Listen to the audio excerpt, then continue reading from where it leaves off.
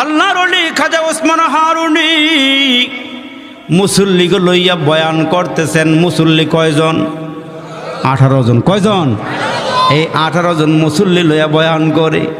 বয়ান করার এক ফাঁক দিয়া হযরত বলতেছেন, শোনো, যে ব্যক্তি ফজরের নামাজটা আমার পিছনে এসে পড়বে, এশার নামাজ তো পড়ছু, যারা ফজরের নামাজটা আমার পিছনে পড়বে এরা বিনা হিসাবে আল্লাহর জান্নাতে যাবে। আর একটু জোরে কর। এরা তো আল্লাহওয়ালা মানুষ, আল্লাহরে বাউ করে লাইছে। আল্লাহু আকবার। তবে শুনিয়া রাখো, এই কথা গোপন কথা কারো নিকটে প্রকাশ করা যাবে না। যে প্রকাশ করে দিবা সে জাহান্নামে যাইবা। কঠিন শর্ত লাগাই দিছে, যে বলে দিবা সে কি কই যাইব? জাহান্নামে যাইব।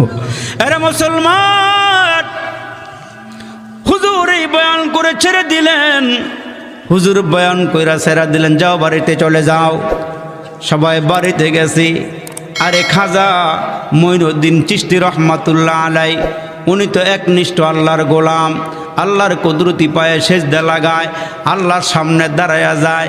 এরে মুসলমান, যে খাজা মঈনুদ্দিন চিশতি আল্লাহওয়ালা, উনি ঘর থেকে বের হইয়া হিন্দুস্তানে গিয়া হিন্দুদের কাছে গিয়া কালিমার দাওয়াত দেয়।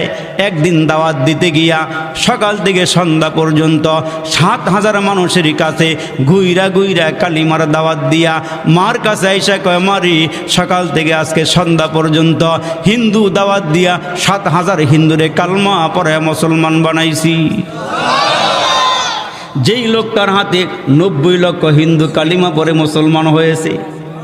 এরা মুসলমান, উনি গিয়া মুরিদ হইছেন, সোহবত নিছেন খাজা ওসমান হারুনির কাছ থেকে।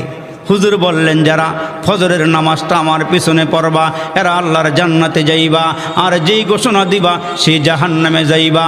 খাজা মঈনুদ্দিন চিশতি মনে মনে চিন্তা করে, হুজুর কইছি যারা এই আওয়াজ দিবে এরা জাহান্নামে যাইব, আমি আমার পুরা গ্রামের মানুষগুলোকে আওয়াজ দিয়ে দিব, সবাই যদি জান্নাতে যায় আমি একা জাহান্নামে গেলে অসুবিধা নাই।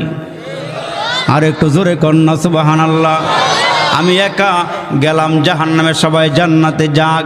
হুজুর ঘুইরা মানুষের দরওয়াজায় কি আওয়াজ দিয়া কয়, আজকে আর ঘুমাইও না, ঘুমাইলে ঘুমাও, কিন্তু ফজরের নামাজটা হুজুরের পিছনে গিয়া পড়বা।